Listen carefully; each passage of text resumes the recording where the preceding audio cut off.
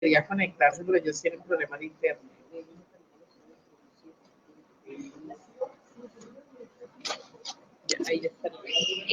Hola, muy buenas noches a todas y todos. Nos encontramos aquí con Malicia en Junio. Malicia, estás como un poquito lejos, porque ahí te ves mejor. El día de hoy vamos a dar un conversatorio sobre el libro Busiraco Fútbol Club, que es la última publicación de Malicia. Entonces, en unos breves minutos empezaremos. Vamos a estar compartiendo en las diferentes páginas que ustedes pueden encontrar.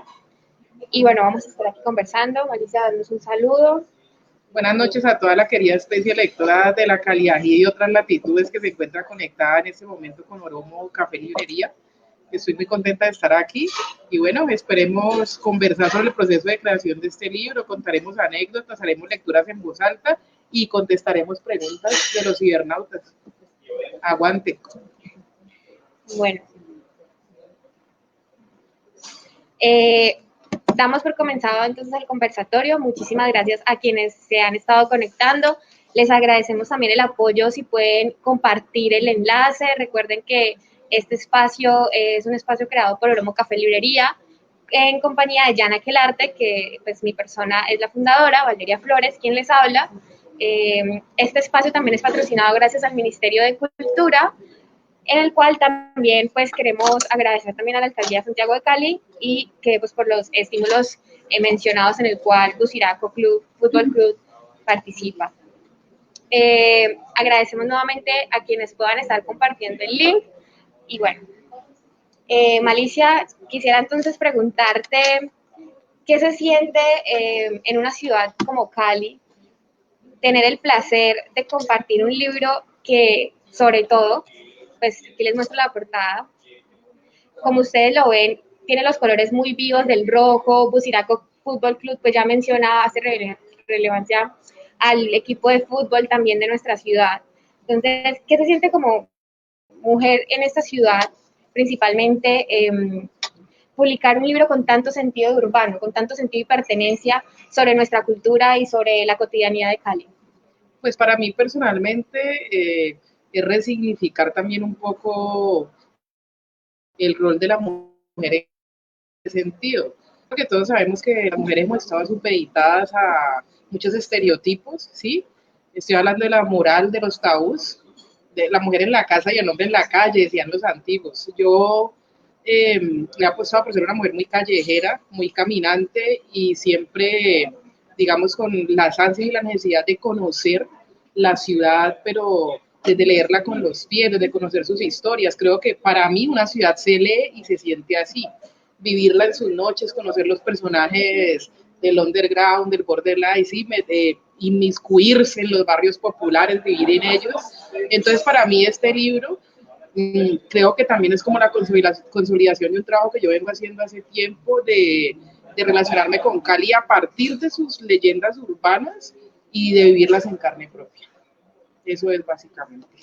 No, y por ejemplo, ya que Malicia habla un poco también como del sentido de desarrollar esa cultura de que la mujer en la casa y el hombre en la calle, es también evidenciar el potencial de la mujer dentro de sentir de otra forma las experiencias, también dentro del urbano, por ejemplo, cómo se vive la calle, cómo lo ve uno, cómo lo interpreta, porque por ejemplo en tu libro hay personajes femeninos que se destacan muy bien, como en el cuento de donde aparece, por ejemplo, el Busiraco en la discoteca.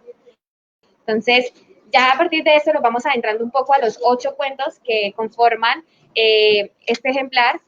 También pues quiero destacar algo importante y es la experimentación que tiene el libro, ya que la escritura no solamente es la que hace presencia en este ejemplar, sino también las imágenes visuales. Las imágenes, hay mucha fotografía, un contexto como collage de cosas importantes que hacen reverencia pues al texto.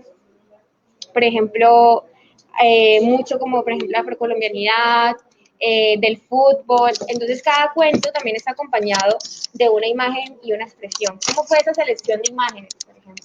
Bueno, yo tuve la inmensa suerte de contar con un profesional del diseño como Carlos Andrés Carrillo, más conocido como C. Carrillo. C. Carrillo yo lo conocí porque él es el diseñador de unas publicaciones de colección, como por ejemplo El Fanático Escarlata, y en mi caso de las Crónicas Ambulantes Malicia Sudaca, que es un texto que yo saqué en el 2017, que publiqué a limón con Harold Pardey. Entonces, C. Carrillo fue el diseñador de las Crónicas Ambulantes y al ver su trabajo me gustó mucho. Pero además resulta que C. Carrillo tiene una investigación en torno a la gráfica popular y cuando yo le propuse, digamos, que pudiéramos trabajar juntos en este libro, que él pudiera ilustrarlo, él le llamó muchísimo la atención cuando le hablé que aquí se proponía un sincretismo de Buciraco, que es el protagonista de todos los cuentos, con Changó, que sabemos que es un origen de la religión yoruba, porque hablar de Cali y de sus leyendas urbanas, pues obviamente toca con lo afro, ¿sí? Que ya más adelante hablaremos también cómo puede tratar el tema de lo afro en este libro. Entonces, o de uno de los elementos de los universos afros que existen. Entonces, C. Carrillo se interesó mucho por el tema, entonces nos propusimos que él iba a leer cada relato e iba a diseñar una serie de imágenes que obviamente representaran elementos de cada uno de esos relatos, y es como sale ese resultado que para mí fue maravilloso. Por ejemplo, este texto de la aparición que tú estás mostrando ahí, retoma una leyenda que es de todos los caleños, y es cuando el diablo se apareció en Juanchito en los años 90.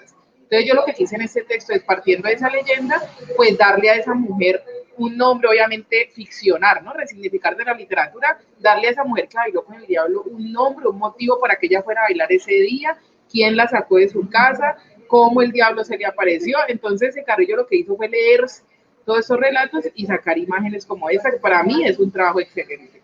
Y además jugar mucho con los colores, ¿no?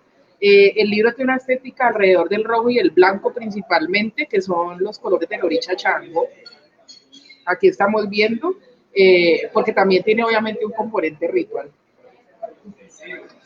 Ya que mencionas, por ejemplo, el personaje femenino del cuento que acabamos de mostrar, que es la aparición, quisieras de pronto leernos una parte para un abrebocas al público que ahorita nos está acompañando a través del Facebook Live, para que se animen a, obviamente, a poder acercarse a tus letras.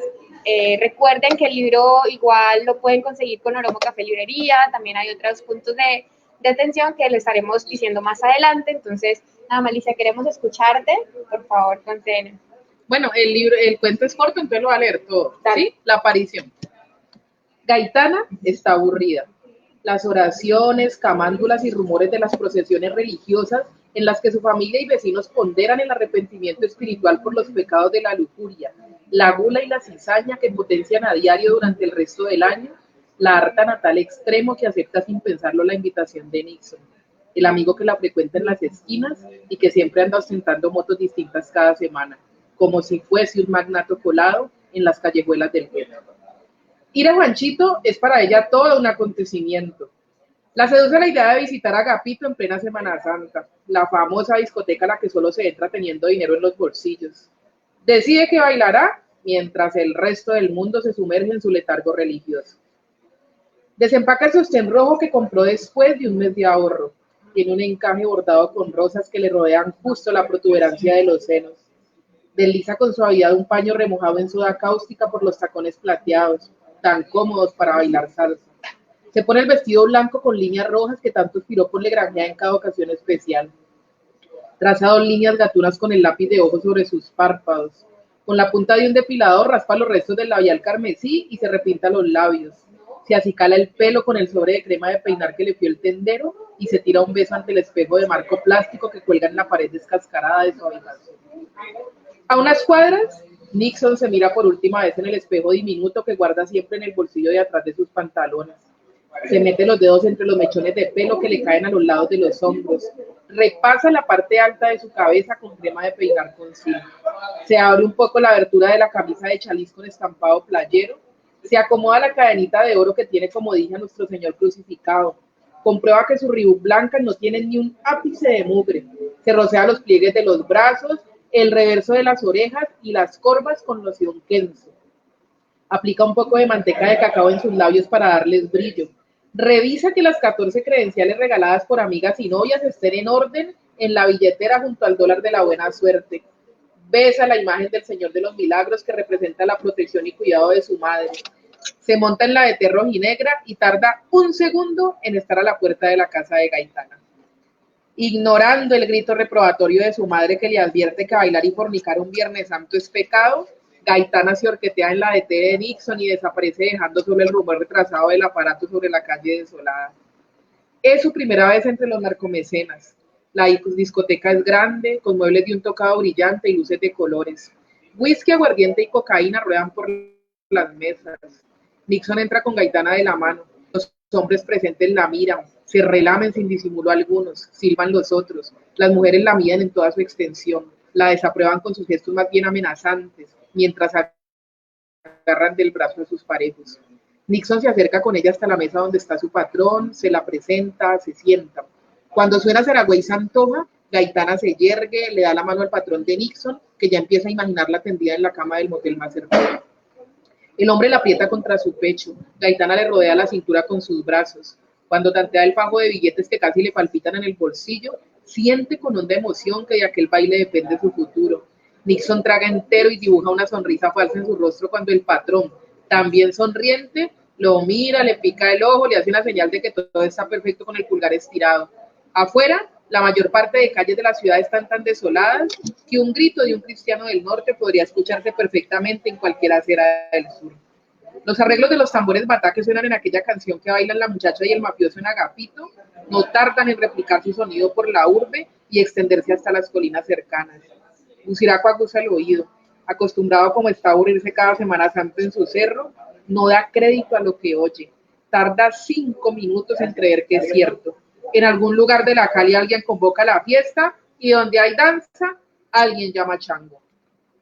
Con un chasquido de sus dedos, el oricha recobra la despamparante apariencia humana que tenía cuando se llamaba Tocuno y era el rey Yo. Vestido de pantalón blanco, camisa roja, zapatos de tul, baja contento por todo el camino rural hasta ganar la ciudad y llegar a Agapito. Su silueta brilla sobre el tapiz de fondo de un atardecer anaranjado. 32 personas se entregan al éxtasis del festejo prohibido cuando el apuesto oricha humanizado entra al lugar y llama la atención de las mujeres presentes. Ninguna ha visto ser más apuesto en la vida entera. A Gaitana le parece que Nixon y el resto de machos que la rodean son feos y desabridos al lado del cemental que acaba de entrar por la puerta. La idea de futuro exitoso que unos minutos antes se ha sembrado en su cabeza, ahora se suma ante la vista de tan excelso representante de la hermosura. Contiene un grito de emoción. La ha sacado a la pista. Ni los mafiosos ni sus ayudantes pueden explicarse por qué no son capaces de desenfundar las armas para echar fuera al descarado que ha llegado a bailarse a la mejor de sus mujeres. Incluso Nixon se siente tan abatido y tembloroso ante la presencia de aquel hombre que se queda como pegado a la silla y al igual que su jefe, no puede más que seguir con los ojos el baile de Gaitana y el elegante intruso. Bailan alrededor de la pista. Él le pide que lo mire a los ojos, pero que no le mire los pies. Gaitana sabe que el buen bailador no baja la cabeza. Debe mantenerla erguida como un pavo que, orgulloso de su plumaje, recorre el espacio ondeando las alas en una relación telepática entre sus cuellos y sus pies, como los de ella, que ahora dan saltos rápidos y leves sobre las baldosas, mientras su cintura parte el viento cálido del lugar con los repiques del guateque y su cabeza recta se alinea con aquellos ojos, en los que descubre un torbellino iridiscente que la hipnotiza de a poco. Siente que las puntas de sus zapatos apenas tocan el suelo, hasta que su voluntad se rinde a la tentación de capturar la imagen íntegra de aquel hombre rojo y blanco, de manera que mira para abajo y ve cascos en lugar de pies. El grito sale como una ganzúa de su boca, trincha los ojos de los presentes, voltea el total de las miradas hacia las pezuñas que chasquean sobre las baldosas brillantes del bar. La turbamulta intenta ganar la salida. En el desespero forman un nudo humano que bloquea la puerta. Usiraco se carcajea. De un salto gana la ventana, clava en el río Cauca. El olor a azufre penetra en las narices de los presentes. Al fin salen a la acera entre gritos y persignaciones. Miran hacia el cielo, ven una estela roja que corta el firmamento como una lanza hacia el cerro de las Tres Cruces. Usiraco lleva las fauces metidas entre las rosas bordadas del sostén que le arrancó a Gaitana, mientras ella, casi exánime, se le escurría de los brazos. Wow. Es impactante porque te confieso, Malicia, que cuando leí el cuento me sentí identificada completamente con las historias que desde niños nos cuentan sobre la aparición del demonio, del diablo, del Busiraco, de Changó, de lo que todo el mundo le tiene un nombre diferente en el Puente Juanchito, en una de las discotecas más antiguas de la ciudad. Entonces, este cuento es darle un cuerpo a esa historia, a esa semblanza de una aparición. Es también darle un significado, por ejemplo, a las tres cruces, ¿no? Que ahí también podemos empezar ya a dialogar sobre los 8 cuentos de la antología, porque una de las historias más comunes también es que el Buciraco está atrapado entre las tres cruces de Cali y que por eso siempre en Semana Santa es importante volver a las tres cruces, hacer el rosario, hacer todo pues digamos que las oraciones pues para los creyentes, pero también está para el otro público caleño que sienten al Buciraco como otra forma de ver y no como ese ser temido, sino como más bien ese ser que nos conecta mucho con la diáspora africana. Entonces, cuéntanos un poco más cómo fue ese proceso también a partir de algunas imágenes como lo es ese relato, esa leyenda de la aparición del Buciraco o lo de las tres cruces que también pues hace mucha presencia en el cuento. Sí, mira, a mí me gusta, vamos a hacer una literatura que cuestione siempre, ¿sí? Digamos que diciéndolo de manera coloquial, que levante ampolla, por decirlo de alguna manera. Claro. Nosotros sabemos, obviamente muchas personas lo saben, pero no quieren hablar de ello, no quieren tocar el tema, que Cali es una ciudad que tiene gran presencia de pueblo afrodescendiente, pero que el racismo se siente todo el tiempo, todavía. ¿sí? Sí, claro, todavía y sigue pasando. Entonces, yo me propuse, obviamente Buciraco es una leyenda que pertenece a todos los caleños, ¿sí? Independientemente de las identificaciones étnicas y culturales, ¿sí? Pertenece a todos los caleños y deben de haber muchas más representaciones y concepciones de Buciraco. No es que la que yo estoy haciendo sea la única, ¿sí? O se imponga como verdad para nadie. Pero en mi caso, que por mi historia de vida tengo, digamos, una gran conexión con el pueblo afrodescendiente, no siendo yo negra, ¿sí? No viviendo en carne propia muchos de los oprobios que viven las personas afrodescendientes día a día, no solamente en Cali, sino en el mundo entero y en el país, pero tengo muchas conexiones espirituales con el pueblo afro, no solamente con el pueblo afro en Cali, sino con pueblos afros de diferentes partes del mundo. He tenido como la oportunidad, y diría yo que la gran fortuna, de conocer espiritualidades afros, ¿sí? Y no solo de conocerlas, sino que de interiorizarlas de alguna manera. Entonces, ¿qué ocurrió? Partiendo de este cuento que acabo de leer, que es la leyenda de la aparición del diablo en los años 90, empecé yo un día a preguntarme, yo estaba muy niña cuando lo escuché, y luego empecé a preguntarme, bueno, pero ¿cómo así que el diablo vive en Cali, que hay un cerro de las Tres Cruces donde sepultaron al diablo? ¿Y cómo así que es el diablo de los cachos y la cola y que además le dicen Buciraco? Empecé a investigar y pues naturalmente me encuentro que está muy vinculado a la leyenda del Cerro de la Popa en Cartagena, ¿sí? ¿Por qué? Dice la leyenda que durante la época de la diáspora africana, de la esclavización de cientos de personas, que es uno de los grandes oprobios de la humanidad, trajeron personas del pueblo yoruba, ¿sí?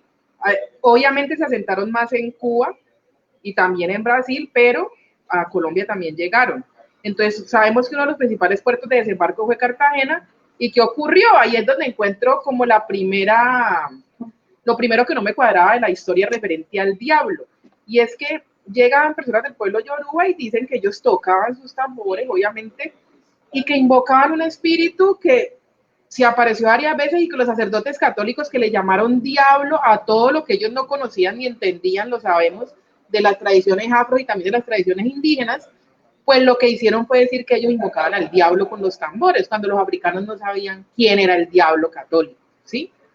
¿Qué ocurrió?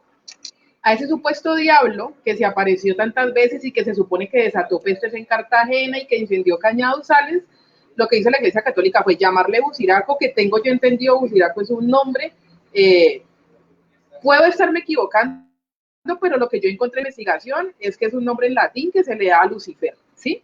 Entonces le pusieron Buciraco y esta gente está invocando a Buciraco. Hacen un ritual en el Cerro de la Popa para expulsarlo de Cartagena. Pero ya al ponerle Buciraco fue crear en el imaginario que ese espíritu que invocaban los yorubas en Cartagena, pues era un espíritu de cachos, cola y contridente, ¿sí?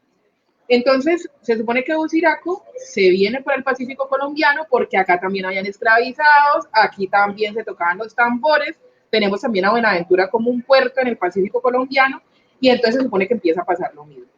que empiezan a haber pestes en la ciudad, hasta la pandemia de la viruela, después, muchos años después se la adjudicaron a Usiraco en el Pacífico, y se supone que acá estuvo suelto disque 300 años. Por eso fue que por allá en los años 1800, dos frailes lo que dijeron fue, bueno, tenemos ese espíritu aquí, pues vamos a expulsarlo. Y está, por ejemplo, en tu cuento del diablo. En el cuento del diablo está esa historia de cuando se supone que van y lo encierran en el Cerro de las Tres Cruces. Entonces van y lo encierran, peregrinan unos fieles con los frailes, se suben, las primeras cruces tengo entendido que fueron de madera, pero pues dice la leyenda que lo que hicieron fue encerrarlo en Cali en vez de expulsarlo, ¿sí? Y que vive en el cerro. Cuando yo me doy cuenta de esto, digo, pero bueno, aquí hay algo que no me cuadra. Sí, la Iglesia Católica le puso Usiraco y tristemente estamos acostumbrados a quedarnos con la versión impuesta, ¿no? Que es la de los colonizadores. Pero entonces ahí, pero entonces, ¿quién era realmente ese espíritu? Que no puede ser el diablo. Y cuando empiezo a investigar y me hablan de los tambores y del fuego y de que encendía cañaduzales, pues empiezo a darme cuenta, claro, esto es una versión totalmente de una escritora, es ficción, lo estoy poniendo, pero que puede ser Chango, ¿sí? Porque Chango es el oricha del rayo, el tambor, la alegría, es el colérico, rey del mundo, además, y además del baile. Y luego tengo la inmensa suerte de conocer a una mujer santera, con la que además me fui a vivir, y ella, claro, me da su versión de los hechos y me dice, no, es que sí, es Chango el que está en el Cerro de las Tres Cruces. Pero entonces luego ya, como yo ya llevaba un tiempo caminando Cali, sobre todo en la noche, he sido una mujer nocturna, me ha gustado bailar, ¿sí? Todo el ambiente de los rumbeaderos, de ver el carácter, cómo cambia el carácter del caleño después de las 6 de la tarde, y cuando vi que los bailadores de antes en Cali bailaban en puntas, ¿sí? Entonces dije, esta ciudad sí puede tener un influjo muy cercano de Chango, porque es una ciudad rumbera, pero además tenemos la salsa y los tambores o la percusión es base de la salsa. Entonces empiezo a encontrar una serie de referencias que vinculan a Usiraco con Chango, y así es como decido desde la ficción sincretizar a estos dos personajes, hacer un sincretismo literario y proponer que Usiraco realmente es un oricha de la religión yoruba que vive en Cali y que en los cuentos se baja. Siempre el leitmotiv de cada cuento es que Usiraco tiene una sed la berraca. Y una ¿cierto? sed, no cualquiera, ¿no? No cualquier sed, es Chango. Entonces está confundido con el diablo por el Chango, y él siempre necesita, como todo Dios, necesita que le hagan ofrendas, y ofrendas de licor, de comida. De maíz, por ejemplo. Claro, y por eso él todo el tiempo está rememorando de cómo le hacían las ofrendas en Nigeria. Entonces aquí no tiene lo mismo, pero tiene que pegarse de lo que hay. Y entonces, por ejemplo, hay tradiciones, el caleño compra licor y lo primero que hace es coger la botella y echar un chorrito y dice que para las ánimas. Y lo que hace Usiraco o Chango en estos cuentos es desenrollar su lengua y tomarse las gotas que tira, aprovechar. Ajá. Y cuando logra tomarse las gotas de licor, entonces eso lo fortalece y empieza a poseer a la gente. Y no, y mira, y a bailar. Que de hecho, ya que estás mencionando todo esto, tu primer cuento con el que abres el libro se llama El Africano, y tiene justamente todo ese simbolismo que del que estás mencionando, tanto por ejemplo de este dios que está también necesitado de la ofrenda para poder tomar fuerza y asimismo también liberarse de la presión humana, del blanco también. A través del aguardiente al final del cuento lo que él hace es poder liberarse y acaba con los que lo han encarcelado y prácticamente ya lo tienen en la tumba, entonces también es muy interesante eso. Cuéntanos, por ejemplo, a partir de esto, el africano. Sí, mira, este cuento es muy importante para mí, Valeria. Este cuento tiene una peculiaridad. Yo me demoré 6 años escribiendo este libro, pero es por todo lo que conlleva escribir un libro de estos. Y hay algo que ocurrió. El africano fue el último cuento que escribí y es el cuento que abre el libro. Sí. Y este cuento es para mí muy importante porque yo en un momento dije, ¿cómo hablar de lo afrodescendiente sin caer en la folclorización? ¿Sí? Pero sin caer en la mirada de una mujer que no es negra y que habla desde afuera. Entonces yo dije, lo mínimo que yo puedo hacer es hablar desde la literatura del racismo, ¿sí? Del racismo, que es algo tan latente y que hace tanto daño. Entonces el africano recoge toda esta dualidad del ser afrodescendiente, porque es que las culturas afrodescendientes son poderosas, tienen muchas cosas que enseñarnos, ¿sí? Muchas cosas que enseñarnos. creo yo que nos llevan años luz en sabiduría, incluso espiritual, en inteligencia humana, por decirlo así. Entonces, el africano retoma eso, todo ese poder, pero todo lo que hace la discriminación y el racismo. Entonces, este cuento se trata de eso, de cómo Changó un día baja muerto de la sed del cerro, hace tiempo no puede tomar nada. En el contexto del cuento, están matando, él dice, están matando a los negros en Cali, ¿sí? Ahí en el contexto del cuento, y él baja porque necesita licor, está muy débil, y solamente puede reencarnar en un habitante de calle, además negro, ¿sí? ¿Y qué hace? Dos policías lo encuentran y se lo llevan para matarlo, ¿sí?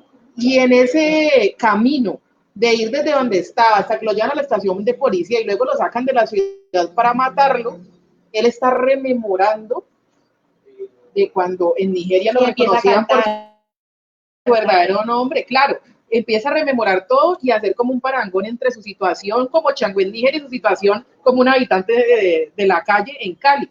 Y realmente, ¿qué lo salva? Que los policías, para matarlo, dicen, vamos a quemar a este hijo de puta, dice la frase, ¿cierto? Y le chorrean... aguardiente. Es ron, le chorrean una botella de ron en la cabeza para poderlo quemar y obviamente lo que él necesitaba era licor para poder... Saborea el licor y acaba. Eso es. Es un final muy satisfactorio, pero también es muy fuerte por toda la condición que está contando en cada momento. Ya lo contamos.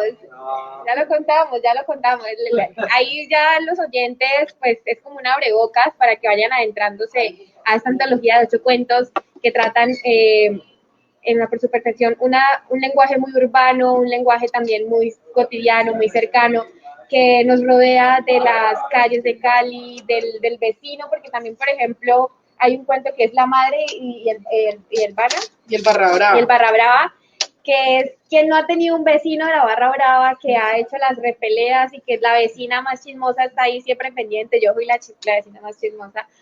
Pero también ese cuento, el cuento nos toca mucho, porque es ver al otro lado de la moneda, ¿no? O sea, qué sucede dentro de la vida de este chico de la Barra Brava, por qué es de la Barra Brava y por qué encuentra en la Barra Brava una familia, que es lo más, también el simbolismo más fuerte que creo que se encuentra en este cuento, que creo que también representa mucho los barrios en donde las madres tienen, por ejemplo, muchísimos hijos y a la final no se sabe pues cómo es la conexión entre madre e hijos, ¿no? Y ya los hijos empiezan a crear diferentes caminos y es así como este chico de la Barra Brava, que es el protagonista del cuento, nos lleva al recorrido en todo ese amor por el América, ¿no? Por el Buciraco Fútbol Club. Bueno, obviamente el fútbol es parte importante del libro. ¿En qué sentido? Cuando te decía que yo empecé a ver como las vinculaciones entre Buciraco y Changó, pues obviamente eso me remitió al equipo del Diablo, y el equipo del Diablo en Cali pues es el América de Cali, ¿verdad? Entonces, todos sabemos que en el África el balompié es importante, sí, se juega y hay equipos muy buenos africanos. Entonces, en uno de los cuentos, claro, Changó baja, se encuentra con una verbena en un barrio popular, que también el componente popular es sumamente importante en este libro, es un eje pues que atraviesa en un barrio popular, y él alcanza ya, toma trago, come, posea a la gente, baila, pero antes de irse, pues termina encontrándose en una cancha polvorienta una gente que juega, y eso lo lleva a recordar cuando él jugaba balón, cuando era humano y era niño en el África. Ese sentimiento, ¿no? Que claro, tiene sentimientos. Le da nostalgia y llora, además, en ese cuento llora, es una deidad que llora, y entonces decide que él también va a tener un equipo de fútbol, ¿sí? Donde va a ser el santo patrono del equipo, y ahí es donde se crea el Buciraco Fútbol Club, que claro, es una alegoría, es un homenaje a la América de Cali. Digamos, a mí, yo no he sido muy fanática del fútbol como tal, pero sí de los fanáticos del fútbol, porque yo tuve la oportunidad de acercarme a la fanaticada de la América por varios amigos, por mi compañero también, y ver que son seres muy interesantes, pero también detrás de esos chicos que son estigmatizados constantemente por ser mal llamados barras bravas, pues hay unas historias de vida hasta heroicas, por decirlo de alguna manera. Entonces yo ya antes, en El Diablo del Barrio Obrero, que fue el libro que publiqué antes, había creado un personaje, un barra brava llamado Hitler, además, que aquí lo retomo, y está en ese cuento que se llama La Madre y el Barra Brava, que es también hacer pues un homenaje a esas historias de los barrios populares que yo he habitado también, ¿sí? Ahorita tuve un proceso de inmersión profundo con las barras de la América. Tuve la infinita suerte de que el diablo literalmente cogiera y me llevara a uno de los últimos círculos de la noche con los fanáticos. Viví muchas cosas, vi muchas cosas que no todas se tienen ni se deben contar, ¿sí? También a veces, digamos, los escritores en medio de nuestro proceso de investigación recibimos lecciones de vida y no todo tiene que ser escrito ni revelado, pero que me sirvieron mucho, obviamente, para poder caracterizar los personajes de este libro. Entonces, eso es la madre del Barra Brava y muchos otros de los cuentos que tratan sobre el Buciraco Fútbol Club. Hay un cuento que me gusta mucho también que se llama La Copa, sobre una historia que me contó un fanático de la América, una historia que me dejó supremamente sorprendida, porque él me dijo, mira, todos sabemos que los Rodríguez Orejuela tuvieron nexos con el América de Cali y que lo patrocinaron, ¿sí? Y resulta que a los Rodríguez Orejuela, a uno de ellos se le apareció el diablo una vez, y el diablo era una niña de 5 años. Cuando ese chico me contó eso, yo dije, uy, ahí hay un cuento, y la historia que me contó. Pero mira, para poder escribir este cuento, el editor del libro, a quien le mando un saludo, se llama Johnny el Castaño, un lector bastante agudo que me quilombió la vida por mucho tiempo, no me dejó publicar hasta que los cuentos no tuvieran todo el control de calidad. Me dijo un día, cuando yo le pasé este cuento que recién lo escribí, me dijo, no, eso es un resumen.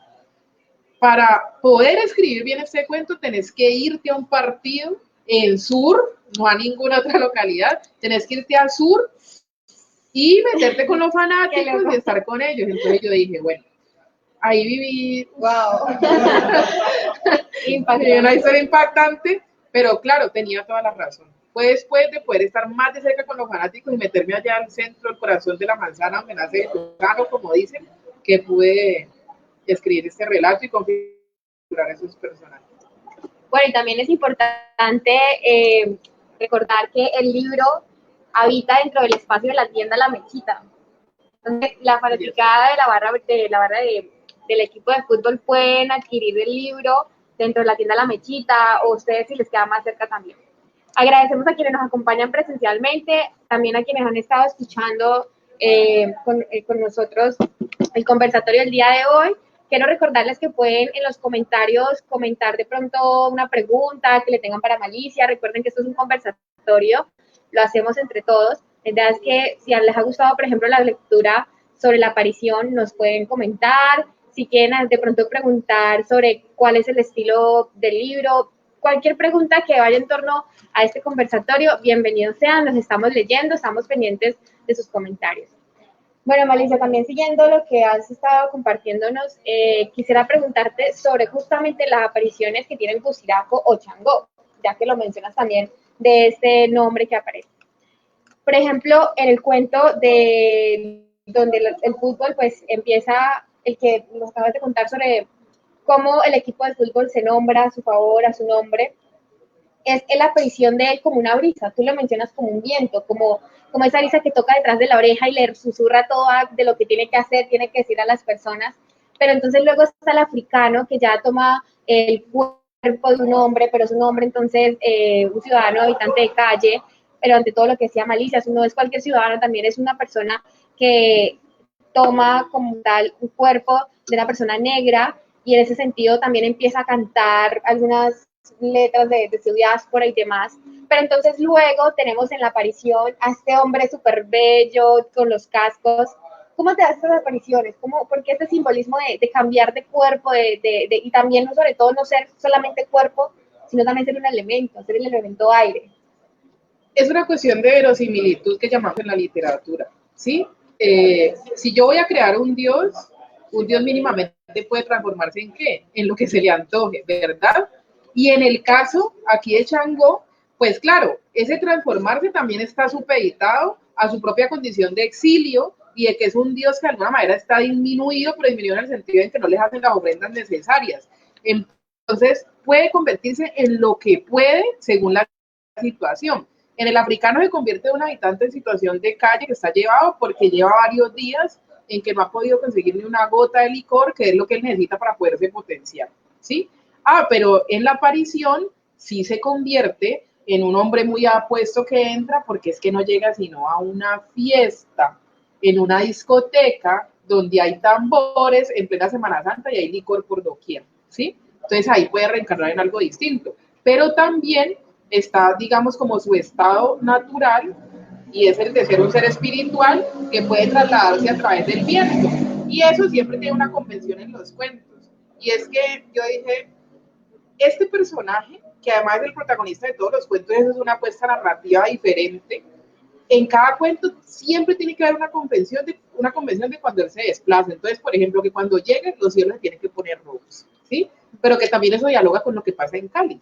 En Cali está anocheciendo o atardeciendo y uno ve un cielo encendido, está anaranjado, está rojo, ¿sí? Colores fuertes. Entonces los cielos tienen que poner rojos y obviamente, como buen espíritu, se puede desplazar a través de la brisa. Ahorita, realmente el elemento de Changó no es que sea el viento, él se desplaza a través de los vientos, pero el elemento de Changó es el fuego, ¿sí? Y por eso en muchos de los cuentos se confirma cuando Changó baja como un caballo furioso, un caballo encendido, y está bajando a la ciudad, y a su paso se prenden esas hileras en el Cerro de las Tres Cruces. Y mira que esa es una de las pocas, de las tantas imágenes que habitan dentro de esta antología, como por ejemplo el ser caleño y el identificarse entre tus letras, por lo que tú mencionabas. Cuando cae el atardecer, los caleños empiezan a buscar la visa, empiezan a buscar el bulevar, el parchecito de los amigos y, ¿por qué no?, una cerveza, que también atribuye muchísimo a la sed del dios, del Changó, de Usiraco, de esa necesidad también del baile y sobre todo del alcohol. Es como también una imagen muy visual de la cotidianidad caleña, que de hecho lo mencionas mucho en el libro, y ahí también podríamos mencionar, por ejemplo, en cómo años atrás, porque el libro está viajando mucho también en una línea de tiempo, ¿no? Esta se presenta mucho más como en los 80, luego se viene a los comienzos de cuando se fundó la ciudad, pero luego también nos encontramos como un poco más moderno, por ejemplo, con lo de la Barra Brava.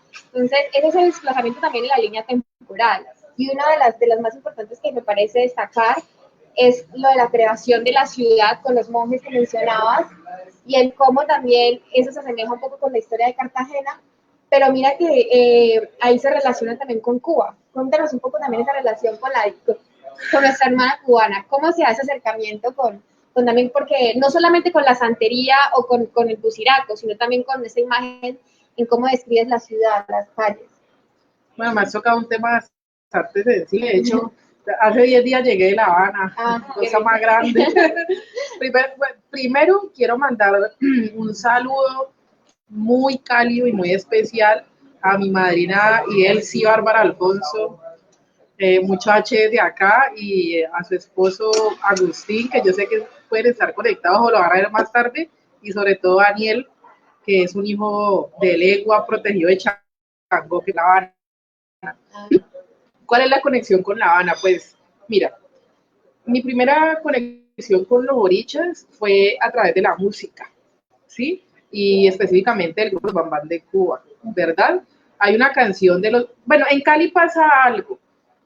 En Cali, tristemente, la santería está satanizada, ¿sí? La gente la vincula directamente con el narcotráfico, ¿sí? No vamos a negar que pueden haber tenido nexos. Obviamente, yo no entendí que los narcotraficantes acudieron mucho a esas tradiciones espirituales complejas de la santería, pues para muchas cosas, y obviamente mucha gente prestó para eso, pero la santería jamás se va a limitar a los nexos que hayan podido tener ciertas personas con el narcotráfico, ¿sí? Pero resulta que, a la par de eso, en las discotecas de Cali se bailan muchas canciones que todo el tiempo están aludiendo a la santería. Estamos hablando de Celina y Reutirio con canciones como Que viva Chango, Que viva Chango. Y en el caso de los bueno, Richie Ray y Bobby Cruz también nombran mucho a los borichas en sus canciones, que son canciones que se escuchan, ya hacen parte de la cultura popular salsera caleña, y los Bam Bam tienen canciones a los borichas. Entonces, ya estamos hablando de los 2000, después del 2005 incluso, cuando yo ya estaba estudiando literatura en la Universidad del Valle, pues me volví callejera, salsera, por la noche iba mucho a bailar, casi que jueves a domingo, y me volví fanática de la música de los Bambán de Cuba. Los Bambán de Cuba tienen una canción que se llama Soy Todo, y que es como toda una plegaria o una oración a los borichas, y cuando yo escucho esa canción quedé impactada. Y yo decía, soy el paso de Changó y el paso de Batalá, la risa de Yemayá, la valentía de Obú, ¿qué es esto? Entonces empiezo a investigar más sobre religión yoruba y me voy encontrando con un universo bellísimo, ¿sí? Y obviamente eso me conecta con Cuba inmediatamente. Luego pues te cuento que conozco a la santera cubana acá y me voy a vivir con ella y cada vez las ansias de ir a Cuba pues fueron más fuertes. Realmente pude ir apenas hace poco, me fui el 2 de enero, yo no conocía Cuba, pero sí me ocurrió algo ahorita que fui, es que hice una lectura del libro en un contexto y las personas me dijeron, mira, tú estabas leyendo ese cuento y era como si estuvieses hablando de las calles de Cuba y el de La Habana, pues, no las calles de Cuba, de La Habana, y lo que pues, le puede ocurrir a un cubano o a una cubana un viernes a las 6 de la tarde, cuando quiere salir a tomar cerveza, en este caso ron, más ron allá, y escuchar salsa, escuchar música y ponerse a bailar. Entonces, la conexión con ese país, pues obviamente es sumamente grande. Ahorita yo me meto con un tema, la religión yoruba es algo tremendamente gigante, es un camino espiritual larguísimo, pero con la que yo he tenido posibilidad de hacer acercamientos, ¿no? Hacer acercamientos, y por eso Cuba, pues obviamente es un contexto tan importante. Fíjate que solamente puede ir después de haber publicado el Buciraco Fútbol Club, que finalmente y realmente es una ofrenda que yo debía hacerle a Changó, una ofrenda desde la literatura, pues porque los borichas me lo pidieron precisamente en una sesión, entonces ahí está, esa es como la conexión con Cuba. Qué bello, Mali. También, bueno, hemos destacado hasta ahora en nuestro conversatorio diferentes simbolismos que le das a la lectura y a tu escritura dentro de lo que habita en los 8 cuentos del Buciraco Fútbol Club.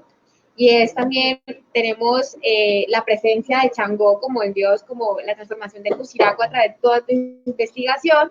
Tenemos también entonces la presencia y esta conexión con la diáspora africana, como también con Cuba, La Habana, y toda esta conexión con la música, que no podemos obviamente alejarnos de la salsa, del chango, de todo este sentido del mambo, de todo, que viene desde nuestra cultura también con Habana. Y por otro lado también tenemos todo lo que significa para una ciudad como Cali su fútbol, el fútbol a través de su equipo favorito, el equipo del América, el equipo del Buciraco Fútbol Club, la Escarlata, que de hecho en el cuento de la mamá y el Barra Brava se menciona mucho también esas imágenes, ¿no? De las estrellas que tienen, de la imagen del demonio ahí, del diablo, de todo lo que para tatuado, ¿no? Porque no hay un Barra Brava si no tiene, por ejemplo, tatuado al menos una estrella del Buciraco Fútbol Club o la imagen del diablo. Entonces, y eso lo haces mucho ahí, o sea, te llegas a conectar con los personajes. Cada personaje tiene también su imagen, su presencia, es de cuerpo, es espíritu.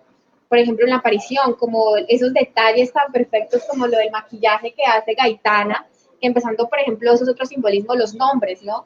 Los nombres que tienen cada personaje. Gaitana, creo que ese nombre es un ícono también para el cuento y en toda su transformación de lo que significa una mujer del barrio, por ejemplo, para ir a una fiesta en Juanchito, el cambiarse, el vestir y el cómo también ser principiante, porque Gaitana no había ido nunca a una fiesta de Juanchito y menos en un círculo que era como un círculo de drogas, un círculo de poderosos hombres de armas. Entonces, todas estas transformaciones también muy delicado y hay que destacarlo, como también hay que destacar, por ejemplo, lo que tú mencionabas, que tal vez los lectores de La Habana se acercaron contigo y es las calles. Uno siente que está leyendo a Cali, uno siente que está caminando por el bulevar. Yo te leía y sentía que estaba caminando entre toda la quinta que conecta desde la Caldera del Diablo hasta Mamut y todos los barrios de salsa, y eso también bueno destacar. Ahora, Mali, no sé si quieras también contarnos un poco algo más personal, ya que hemos tratado desde el libro, ¿cómo fue el proceso más de escritura? Dijiste que fueron 6 años difíciles, 6 años en los que se logró un gran resultado. ¿Qué se siente después de tener el libro ya creado y compartirlo con el lector? Pues mira, en el proceso de escritura de un libro, o al menos a mí me pasa, pero yo creo que varios escritores podrán converger conmigo en ese sentido. Uno muere, ¿no? Se muere en el sentido en que uno tiene que, de alguna manera, entregar muchas cosas de uno mismo y cambiar y mutar para poder escribir y sobre todo sobre estos temas. Entonces, mi proceso fue bastante fuerte, te digo, porque por un lado, no creo, o sea, no sé si todo el mundo está dispuesto a irse a vivir con una bruja, ya hablando en ese sentido, yo lo hice y aprendí muchas cosas, pero también vi muchas cosas muy fuertes, la verdad. Pero también fue, para mí la escritura es ritual, ¿sí? Yo, digamos, soy una persona bastante espiritual y tuve que pasar muchas pruebas. Tuve que pasar muchas pruebas en la escritura de este libro, un poco también demostrar que podía hacerlo, ¿verdad? Por eso te decía ahorita, Buciraco me cogió, porque es que la figura de Buciraco, bien sea que algunas personas crean o no, pero más allá de eso, como se manifiesta en las prácticas de la ciudad, es fuerte. Y tienes que ser fuerte para poder sobrevivir y sobrepasarlas también. Entonces pasé muchas pruebas, un poco entregándome a veces toda, otras veces yendo con mucho cuidado, pero eran pruebas que tenía que pasar. Entonces yo sufrí sin duda alguna un proceso de transformación. Dicen que el ser humano cada 7 años cambia de ciclo y se convierte en una persona distinta y yo justo todo lo que viví en el proceso de escritura del libro hasta su publicación fueron 7 años. Entonces fueron 7 años donde me convertí en un montón de cosas que no era, ¿sí? Eh, yo me siento ahorita muchísimo más madura después de haber escrito este libro, pero además de haber tocado muchos fondos también. Ahorita estoy hasta un poco más reposada, ya ni cerveza tomo después de que después de que me la tomé prácticamente toda escribiéndolo. Yo recuerdo, por ejemplo, te voy a contar algunas anécdotas, una anécdota. Yo recuerdo noches de estar durmiendo y soñarme con el diablo y abruptamente agitada y un poco asustada, ¿sí? Y sentarme a escribir o a corregir cosas o a poder registrar esos sueños porque algo me estaban diciendo. ¿Qué tal que fuera Buciraco con el espíritu? Pues muy probablemente. O recuerdo también, por ejemplo, momentos en la tarde, en la tarde-noche, de estar en mi casa un lunes, un martes, un miércoles, día de semana, alistándome para descansar, porque al otro día tenía que hacer mis labores normales y no poderme acostar y la ciudad llamándome que tenía que salir y que tenía que salir y tenía que salir y tenía que salir. Y siempre me encontraba algo que me tenía que encontrar. Te cuento una anécdota específica respecto a eso. Era un miércoles a las 5:30 de la tarde. Yo los miércoles, en ese momento trabajaba hasta tarde, casi hasta las 4, terminé cansada, solo quería darme un baño y quizá comer algo y acostarme a dormir y no pude. Y la calle me llamó y yo decía, pero yo cómo voy a salir, y me tocó salir y caminé quizá, yo que te digo, unas 5 cuadras y cuando había caminado las 5 cuadras vi una mancha roja. En la Roosevelt vi una mancha roja y yo dije, esos son los hinchas de la América. Yo me acerqué y pasé por ahí y cuando pasé por ahí me cogieron así. Ese día estaba destinado a vivir, llegué a mi casa el otro día a las 7 de la mañana. ¿Y sabes qué viví esa noche? Había partido de la América. Me fui a medir partido con ellos. Había algunos allí que me conocían, pero muy pocos, y me dijeron, venga, escritora, queremos invitarla a vivir una noche con el Barón Rojo Sur. Y terminé en un contexto que yo ya no me imaginaba que eso era lo que me tenía deparado el destino. Y por ese tipo de vivencias fue que pude quizás sacar este libro. Entonces, fueron vivencias, claro, muy fuertes. Yo no tengo un organismo, la verdad, digamos, muy fuerte para consumir muchísimo licor, ni tampoco para consumir drogas. Yo, todas las incursiones que he hecho por los placeres del mundo o por ese tipo de placeres han tenido que ser medidas para no morirme porque tengo un organismo bastante sensible, pero tuve que hacer inversiones profundas para poder escribir el libro, entonces finalmente terminé transformándome. Yo ahorita me siento toda una señora, además, después de haber publicado esto. Un día se estaba sentada en el comedor almorzando con mi familia y todo el mundo estaba hablando de cualquier cosa y yo de pronto me quedé quieta y les dije, he publicado este libro y voy a emprender mi regreso hacia la luz, y todo el mundo me quedó, ¿te vas a morir o qué? ¿No te vas a suicidar? Y yo no, pues no sé por qué dije eso, pero ya luego me di cuenta que es porque siento un llamado ya a ser mucho más posada. Yo quiero quedarme hasta las 6 de la mañana en la calle, no siento eso. Escribir también es una forma de transitar, de mutar, una metamorfosis. Bueno, ya pues vamos cerrando esta hora de conversatorio con Malicia, entonces si alguien quiere de pronto comentar, hacer alguna pregunta, bienvenido sea. Estamos escuchando, estamos viéndolos por medio de Facebook, también a las personas que están presentes, si quieren hacer alguna pregunta, algún comentario, los estamos escuchando. Malicia, pues, no sé. ¿Cuál fue la impresión del momento? Bueno, hablo sobre el momento que fuiste a la barra. ¿Cuál fue la impresión que realmente te dejó totalmente asombrada? ¿Esto era así? Porque muchas personas dicen, no, es que eso allá es otro mundo, otro cuento.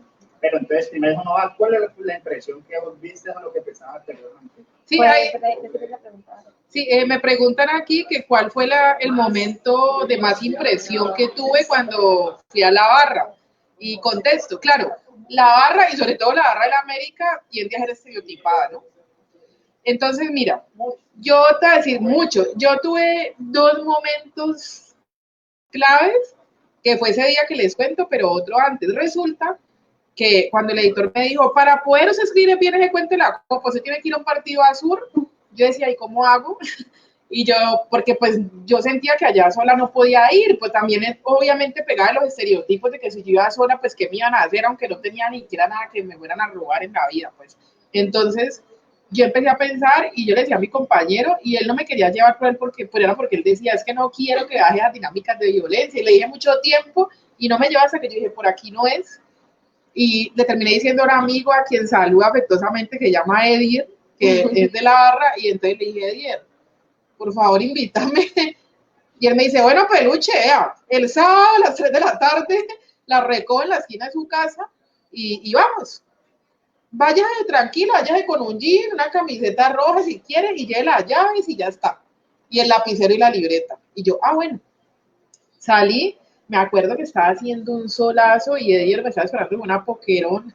Y nos fuimos caminando, una poquerón fría más rica, y nos fuimos caminando desde, yo en ese tiempo vivía en Miraflores, y nos fuimos caminando hasta el estadio. Y yo sentí cuando fui llegando al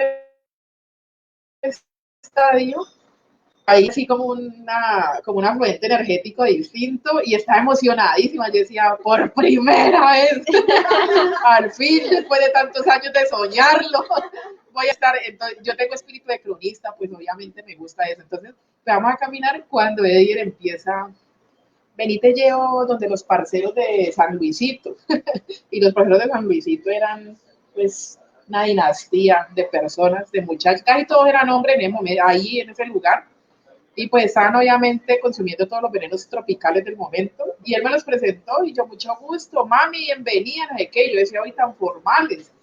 Entonces cuando llegó la policía y empecé a ver todo ese, como todas las atención entre la policía y los fanáticos afuera del estadio, hasta que me dijo, bueno, listo, vamos a entrar. Entonces yo vi que en las otras localidades la gente, digamos, hacía su fila, estaban hasta protegidos del sol, cuando llegó a Sur, y el sol justo estaba dando durísimo en Sur. Y yo decía, pero además cuando vi los que estaban haciendo fila para Sur, pues yo sentí la verdad, la apreciación estética que llaman, me quedé boquiabierta, yo ni disimulaba, veía a todos los muchachos tatuados, ¿sí? Y también como las posiciones corporales que tenían, pero entonces cuando me hago en la fila de las mujeres, veo de las mujeres y yo lento. Claro, había como, vi mucho más control en la fila de las chicas, ¿sí? Había una policía requisando, y cuando vi a las diablas rojas, que llaman unas chicas bellísimas, además con unos chorcitos, la camiseta roja, todas tatuadas, había unas con unas uñotas, y yo decía, siente las diablas rojas, cuando sea grande quiero ser así.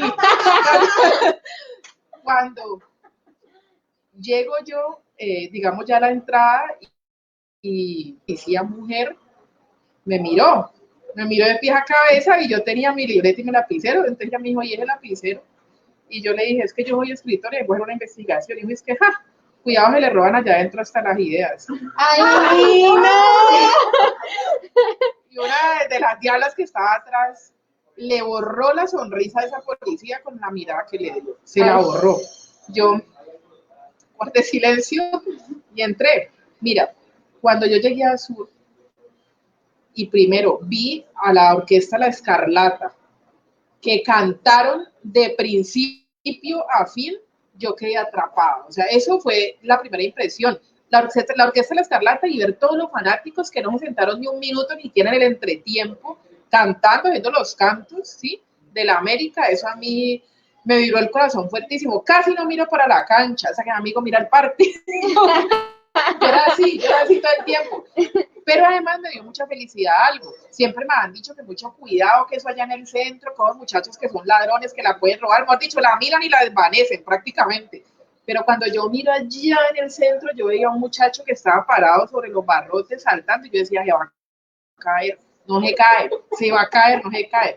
Cuando yo lo miré bien y entonces ese chico dice que Malicia y yo, ¡ah! Me conoce, claro, cuando lo miré bien, era un amigo que yo había conocido en San Luisito, pues en el barrio popular, y eso me dio una felicidad enorme porque sentí que era una señal de que yo estaba, sí, en un lugar seguro, pero además me sentí bien acogida, fueron muy amables, muy formales, y ya luego, pues obviamente no lo voy a negar, cuando salieron los jugadores, a mí me encanta ver jugar fútbol ya, pero por apreciación estética, las piernas de los jugadores siempre me han parecido. Entonces, bueno, en ese momento disfruté mucho. Y ya luego, cuando estuve con los chicos pues, de la barra, del Barón Rojo, me llevaron a Pacará. Sí tuve un momento en que sentí que había como pasado un umbral, quizá la madrugada, porque los vi a todos como les cambiaban sus rostros y los ojos y las expresiones ya en lo alto, en el pico de la madrugada, sentí que había una transformación en ellos por todo lo que decían, por la manera en que hablaban. Y aunque yo primero sentí temor, yo dije, ¿por qué vas a sentir temor? Ellos mismos me trajeron aquí. Y hubo un momento en que ocurrió algo y yo vi que me fueron acercando y yo dije, me van a matar. Pero se me acercaron realmente a decirme, tranquila, Alicia. Nosotros queremos que usted está aquí, entonces estás bien. Eso me pareció, fue como una gran lección de vida, porque fíjate que había un chico de esos, muchos de esos chicos son hasta desescolarizados, ¿sí? Y un chico de esos vendía bolsas de basura, me acuerdo. Y ese pelado, en un momento yo hablé con él y yo le dije, ¿querés una cerveza? Y él se puso muy contento y me dijo que sí. Y yo le compré la cerveza, me compré la otra y cuando yo volteé a mirar, él ya no estaba y me había llenado mi bolso prácticamente de todas las bolsas de basura que llevaba. Y yo lo busqué, yo decía, pero vení, ¿cómo me va a dar todo? Y me decía que no, que eso era un regalo para mí. Ese muchacho me mandó como con 30 bolsas de basura. Y yo dije, pero mira también la noción de intercambio, ¿sí me entendés? Y sí, el trueque, eso me pareció bellísimo. O sea, los fanáticos de la América me dieron a mí una gran lección pues, de humanidad, creería yo. Eso es. Y que incluso pues hacen parte también de este libro como tal, Malicia lo comenta. El lector puede encontrar en Buciraco Fútbol Club, entre los 8 cuentos que lo habitan, todas esas experiencias y sentirse parte. Yo nunca he tenido una experiencia con hinchas de la América, más que una vez pues participé en una banda músico-marcial y tocábamos para el cumpleaños de la América. Esa fue la única experiencia, no, pero no la viví tan como Malicia. Entonces, leerla a través de las letras de Malicia, sentirme parte de esto, fue poder ampliar un poco más también el sentido de lo que nos encontramos, porque como dice Malicia, vivir en Cali también es, tal día juega la América, no hay que salir o hay que evitar el transporte público. Entonces, es ver otro lado de la moneda, ¿no? Es también sentirse parte de un movimiento que ha sido también solamente, más que todo, señalado, juzgado. Es también, como le decía, ver por qué el chico de la barra brava hace tales cosas o qué piensa un chico de la barra brava, que creo que lo hiciste perfectamente con estos personajes y dieron una parte muy también humana, es ver la parte humana de todos los seres y entender también los contextos. Entonces, te agradezco un montón, Malicia, de parte de todos los lectores de Aquelarre Morada Jan y los oyentes también de Oromo Café Librería, pues por el libro que has compartido, esta gran semblanza que también creo que será algo histórico para la literatura urbana de Cali, porque pues cabe destacar que hay muy poca literatura urbana que trate sobre Cali. Entonces creo que es necesario reconocer este trabajo, sobre todo porque Cali, a pesar de que ha sido una ciudad pues partícipe y la principal tanto de la salsa como también del fútbol y otros movimientos artísticos, es muy poco en la literatura, muy poco en la literatura urbana. Y en este sentido, entonces te quiero felicitar por eso. Y las invito nuevamente a que se acerquen a la antología de Buciraco Fútbol Club. Les recuerdo que la pueden conseguir en la tienda La Mechita, también en Oromo Café Librería, que es aquí donde estamos hoy presencialmente, en Libertienda, en Letras Mestizas y en Expresión Viva, que entonces tienen muchas ofertas de oportunidades para que se acerquen a este libro. Por aquí Andrés Eje dice felicidades por el libro, se ve muy interesante. Entonces, gracias también a quienes nos acompañan presencialmente, a quienes nos están oyendo a través de Facebook. Y nada, Malicia, algunas palabras para cerrar. Bueno, primero muchísimas gracias a Oromo Café por invitarme. Este es un espacio que además los invito a conocer porque está bastante agradable a aquellos que les guste tomar café, otras bebidas, comer algo y sobre todo hacer tertulia y adquirir buenos libros. Muchas gracias a toda la querida especie lectora nuevamente. Ustedes justifican mi oficio. A todas las personas que se conectaron. Y ahí está, Buciraco Fútbol Club. Un libro de cuentos sobre la Caliají y sobre Buciraco. Cabio sile chango. Gracias. Recuerden también que, bueno, este pues, libro viene con un performance más amplio, entonces estaremos pendientes a través de la red de Malicia Enjundia, que la pueden encontrar así en Facebook como Malicia Enjundia Editores, de alguna próxima oportunidad en la que pues puedas leer a través también acompañando el performance, ¿no? Porque pues estas letras no solamente son cuentos, sino que también tienen un componente artístico y teatro súper amplio, entonces nada. Muchísimas gracias a todos, muchas gracias Malicia y nos vemos en una próxima ocasión. Gracias.